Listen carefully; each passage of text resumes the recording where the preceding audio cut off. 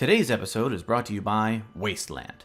It's totally balanced. I lose a land, you lose a Gaia's Cradle. Casting spells is part of magic, and in order to cast spells, you need mana. We're going to talk about the best ways for your cubes to get the mana through your land base in today's episode of Playing with Power.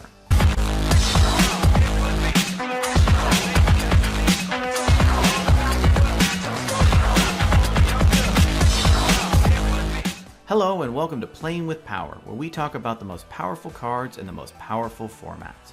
Today we're going to talk about your cube's land base. This is important to get right, as fixing is essential in order for people to play the colors they draft in your cube.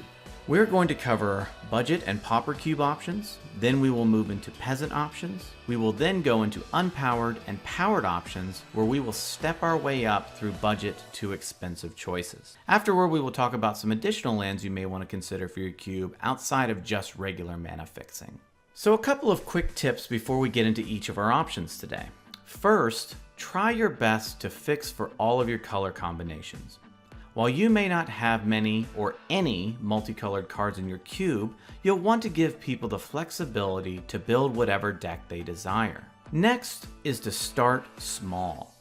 Don't think you have to go out and buy the most expensive lands just before you can begin.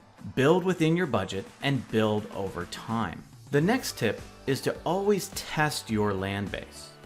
Always make sure your players are getting the fixing they need from your lands when they are playing. Try out different things and get feedback as you play. The next one is an extension of the previous tip, and that is to never be complete. Don't stagnate your land base just because you have the most powerful lands like the duels, shocks, and fetches. Yes, they are the best, but that doesn't mean that nothing else can be tried out. Finally, always make sure you look at the latest sets for possible swaps and additions to your land base. The current set is Hour of Devastation, and while this particular set's land selection may be hot garbage, that doesn't mean you shouldn't always be on the lookout for possible additions. First, we are going to talk about our budget and pauper options. These are the land-based options that are available only at a common rarity, and as such, they are very affordable. The first set of options are the tap lands. These are simple lands that tap for 2 colors that enter the battlefield tapped. These include the life tap lands from Khans of Tarkir and the gates from Return to Ravnica. We also have the Ravnica Karus. They bounce a land, but they also tap for 2 colors. Next, we have some fetch options. First, we have the Panoramas from Shards of Alara. These can fetch any of 3 different colors, so these are great options for your cube. Next, we have Evolving Wilds and Terramorphic Expanse. They will fetch any basic land. And finally, we have Ash Barrens. This card is a card with basic land cycling. This will fetch a basic land if you cycle it for 1, which is a great fixer. Each of these sets will run you under $1 from the whole set of 5 to 10. Next are our peasant options, which include anything at uncommon. First, in our untapped category, we have the Dragon's Lairs from Planeshift. These are amazing lands and highly underrated. When they enter the battlefield, you must return another land, which cannot be a lair, to your hand. But they enter untapped and tap for 3 colors. And you can tap the land for mana that you return to your hand as well. Next are the tap fetches from Mirage. Much like the full fetches, they can search for any land with a certain land type, which includes duels, shocks, tango lands, bicycle lands, and so on. Their only downside is that they enter the battlefield tapped. Next are the tap triples from Shards of Alara and Khans of Tarkir. These are straightforward lands. They enter the battlefield tapped and tap for 1 of 3 colors. Next are the Vivids. They enter tapped and tap for their respective color. You can also tap and remove one of the charge counters they enter with to get 1 mana of any color. Great for fixing until you round out your mana later in the game. There are a number of other options that can tap for any color, but one of the latest ones that deserves a mention is Aether Hub. It enters untapped and can tap for any color 1 time. Great early game drop until your mana is rounded out. Entire set of any of what I mentioned above ranges from anywhere from $1 to $3 total. Now we get into our unpowered and powered options, which is anything in our rare and mythic rarities. We will start with our untapped lands. These are some of the most powerful lands that you can have. First, we have the Pain lands, a great starter option.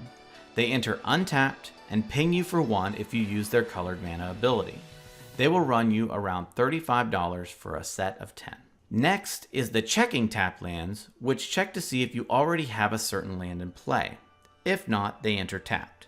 They will run you around $25 for the set. After that is the fast lands. These check to see if you have 2 or less lands on the battlefield. Great early game lands. They run about $60 for the set. Next is the hybrid filters. They can tap for colorless, or you can add one of one type of mana to get any combination of 2 types of mana. These are more expensive as they have never currently seen a reprint, so they're going to run you around $190 for the set. After that is our shock lands. They will enter untapped at the cost of 2 life. They have both basic land types and can be fetched as a result of that. They are staples in all of the formats they are legal in, and they will run you around $115 for the set. After that is the granddaddy of lands, the dual lands. They have no restrictions whatsoever. They enter untapped, tap for 2 colors, and have 2 basic land types. They are the best of the best, and their price reflects that. They will run you around a whopping $1,700 for the set. In our tapped category, the lands I felt worth mentioning were the Scry Temples from Theros block. These lands are good for deck manipulation as well as mana fixing. They enter tapped, but allow you to scry 1 when they enter. Great addition, especially in unpowered cubes. They will run you less than $20 for the entire set. Next is the fetch lands. These are lands that will let you pay 1 life, search your library for any land with a certain land type, and put it onto the battlefield. This allows you to fetch up the duels and shocks, which is what makes them so great. They are expensive, but highly worth it in a cube with any dual land in it. They will run you around $270 for the set. Next, we will get into lands that let you tap for mana of any color. There are too many to put on this list, but I will list some of the more popular ones. Many of these have some sort of use restriction, but come in untapped. They include City of Brass, Reflecting Pool, Exotic Orchard, Gemstone Mine, and Mana Confluence. Any of these lands will run you less than $5 to $10 for each of them.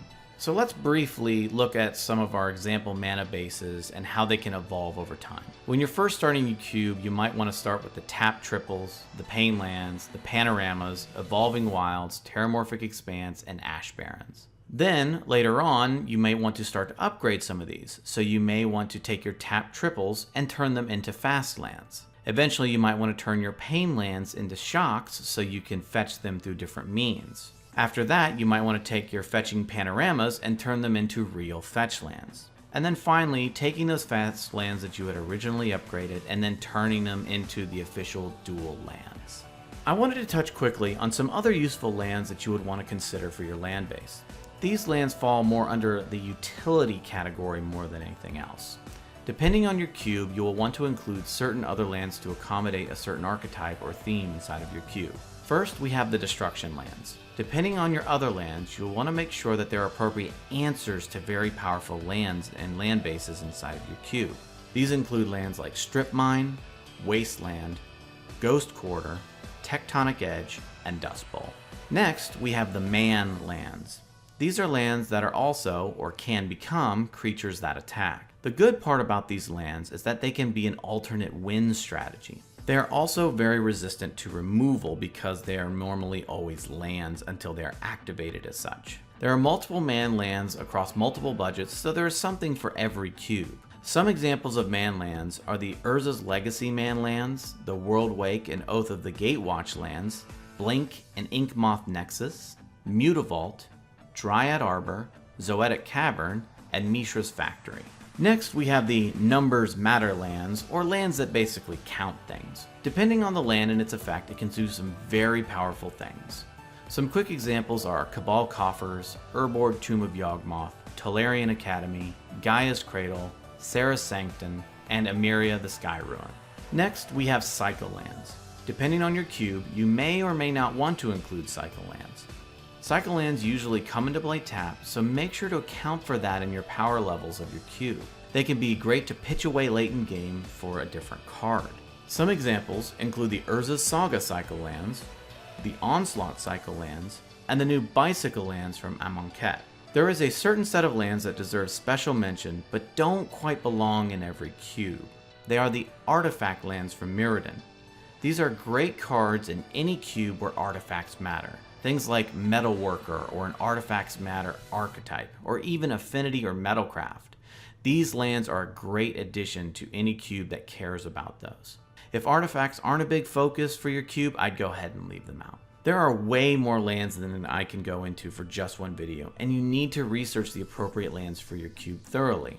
There are many other lands to choose from with many different functions, so be sure to give it enough thought and really determine whether a land fits into an archetype or your cube in general. Your cube's mana base is one of the most important aspects of your cube. Most drafted decks end up in 2 colors, and plenty even end up in 3 colors. So how can you support 2 and 3 colors in your cube?